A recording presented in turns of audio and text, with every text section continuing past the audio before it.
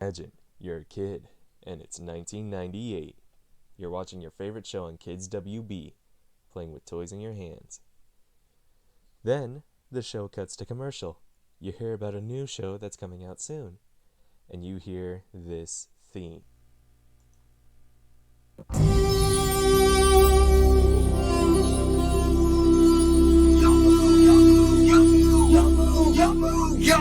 Yu-Gi-Oh! Is a physical and/or digital playing card game that many people stray away from, either because it's a complex game that many don't know how its rules work, or that usually they stray away from it because it's a game that has a little too much variety in its strategy methods. In this, we'll briefly cover how Yu-Gi-Oh! Rules are played, how the game's specific anime is special compared to other series and real life, and lastly, we'll go more in depth about the overall design and art of the cards. First, let's briefly cover what exactly is the bare minimum rules of the game. The rules of Yu-Gi-Oh! Follow a three main card type formula that must be placed on specific fields. Each card type has a specific color and insignia that will allow new players to differentiate each one. First, we have monster cards. Monster cards usually have stars, which the level of stars determine how they can be used, many of which have an effect like this monster, Sangan, in which when this card is sent to the graveyard from the field, you can pick one level 4 lower monster with 1500 attack points from your deck to your hand. It should be noted that normal monsters look like this, and effect monsters look like this. See the color difference? Second, we have spell cards. Though previously they were called magic cards, but the name was changed due to a lawsuit with Magic the Gathering, spell cards have a green border and are used for a variety of ways that can be played when drawn. An example would be this card, Polymerization, which is a spell card that allows two or more monsters to fuse together to form a fusion monster. Spell cards are usually used for increasing monster strength, your life points, or in some way to progress the duel. Lastly, we have trap cards. Trap cards have a pinkish purple border that usually cannot be used right away and must be set for later. Trap cards are usually used to counter either a monster's attack, a monster's summoning, or to negate the effects of another trap or spell card. An example of a trap would be Spellbinding Circle.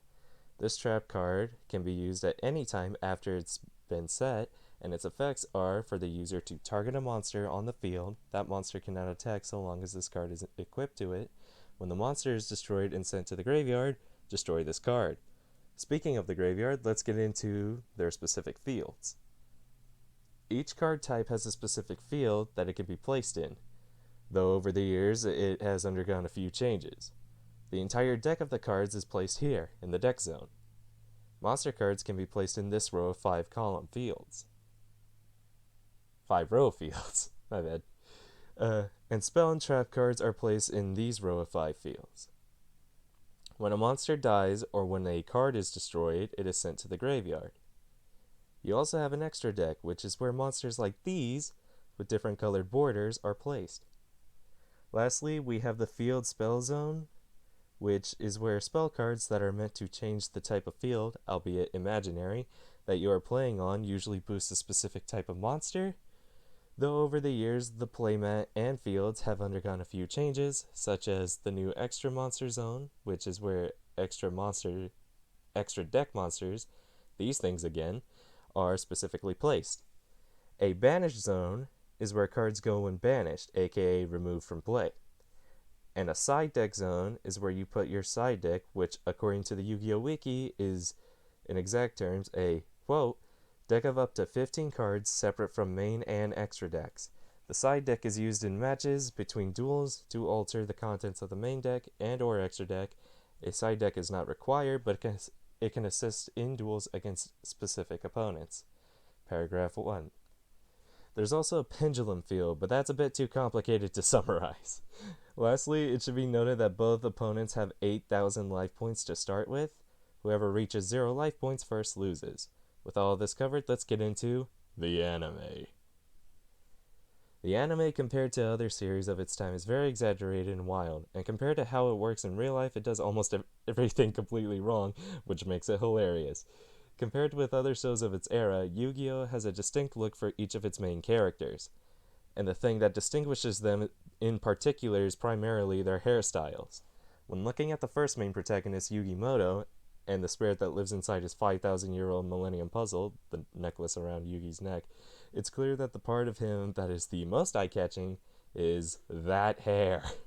When Kazuki Takahashi, the author and creator of all things Yu-Gi-Oh!, was asked who his favorite character to draw was, according to Alyssa from the YouTube channel The Frederator, highly recommend them by the way if you want to learn facts about specific series that you might like, even if it's not just Yu-Gi-Oh!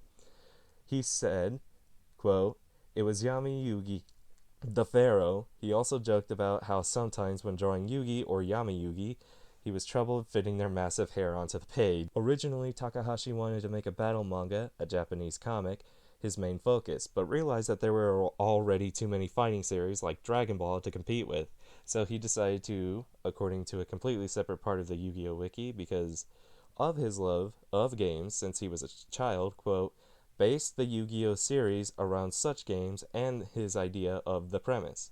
Paragraph 14. While many other shows use the basis of friendship, this show's entire basis is on that very ideology. The first main character, Yugi, and his best friend in the series, Joey, when combining their names into Yujo, it literally translates into friendship. This theme of friendship is used to a fault to a degree, where even characters in the show either do hilarious methods in order to support each other and win duels, or just straight up cheat. In the Season 1 episode, The Dueling Monkey, Joey must try to win a duel against a previous tournament runner-up, Rex Raptor, without the encouragement and instruction of Yugi, else he forfeits the duel and will be kicked out of the then tournament they were participating in. For the lives of loved ones, by the way, all of which the agreement was orchestrated by Mai Valentine, a person that had previously lost to Joey in the same tournament.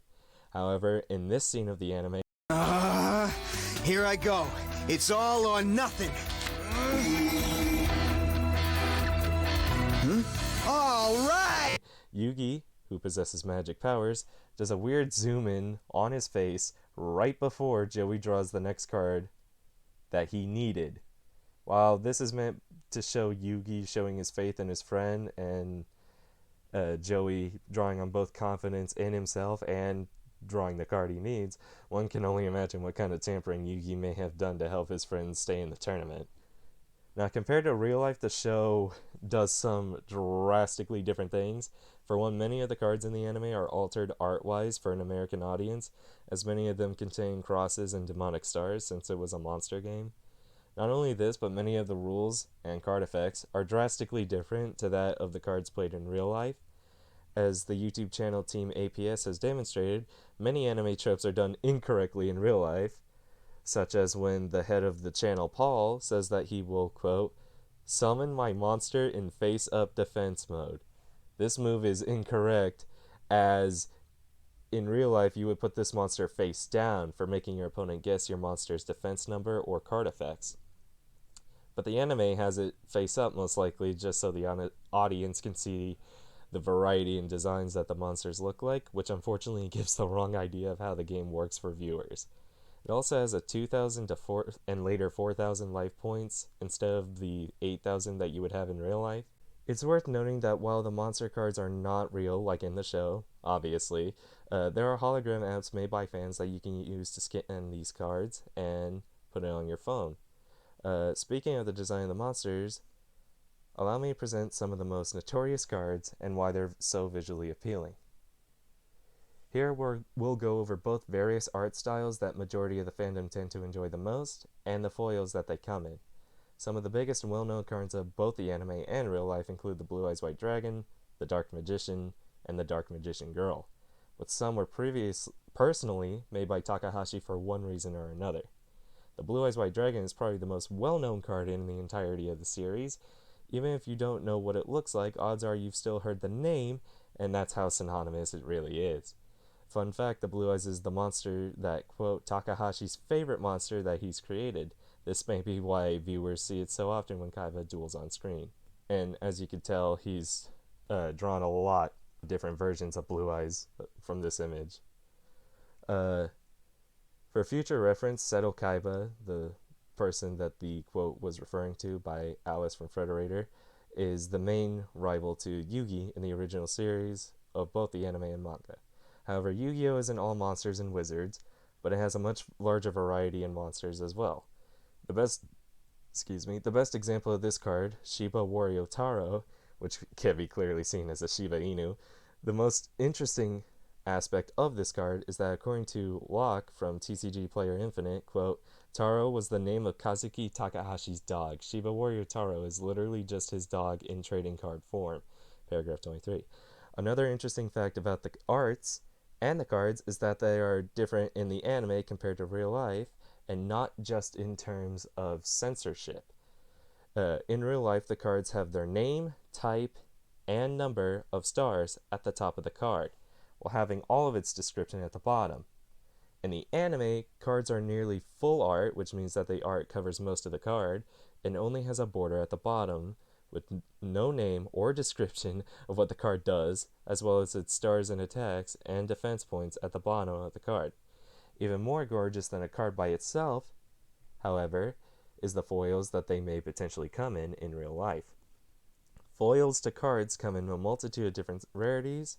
This includes, and I'll include an image for most of the ones I list, commons, rare, super rare, holofoil, ultra, ultimate, secret, prismatic / mosaic, starfoil, ghost, and lastly ghost ultra rare. Hopefully from these images you were able to truly see how specific foils were just stacking on not only its worth, but also its beauty. That's correct, you heard me right. I did in fact say worth.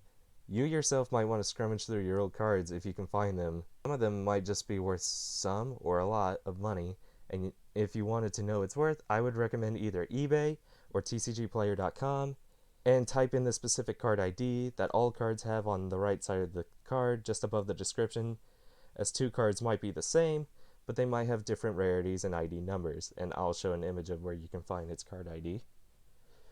So where should you start if you want to play right now?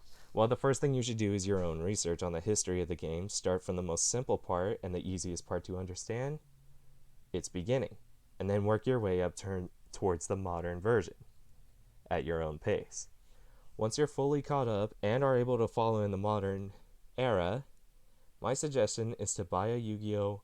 15061 Link Striker Starter deck, which will have all the current and modern information in the rulebook you will need to play. The starter deck is about $12 or so on Amazon. It's not that inexpensive to get. So now you know all the cool and funny things about the popular trading card game. Yu-Gi-Oh! Is a trading card game that can be played physically and or digitally. It's a show with multiple sequel series, and it's a book. It's even a job for a few people who cover it on their YouTube channel. It's played with 3 different types of cards: monsters, spells, and trap cards, each with its own field to be placed in. It's a show like no other of its time, and it's easily identifiable thanks to their hairstyles, and was hilarious with the amount of times something was done wrong or someone caught cheating by real life rules and standards, all while keeping a strong theme of moral support and friendship. Aww. It's an art style for both the show and the cards themselves that are some of the most iconic pieces to have ever been seen, both by American cartoons and Japanese anime standards. If you want to learn more about the series, I highly recommend checking out the YouTube channel Team APS. They're a group of about 7 guys that vary in characteristics, but you can learn a lot about how the game is played, as well as what different types of community members are like. Even long before I had ever played the game correctly, or watched the show to its full completion, something that I'm currently attempting today, the trading card game with the weird-haired Egyptian kid with the cool cards has always been a part of my childhood for as long as I can remember. I remember a time where my cousin and I would just make up games using the monster cards where we would both top deck and flip over to reveal what we drew, and the person who had the more stars on their monster would win. It was so much fun back then, and it's even more interesting now since I can understand its full complexity now that I'm older. I can't recommend to give it a try enough. So, what are you waiting for? It's time to duel.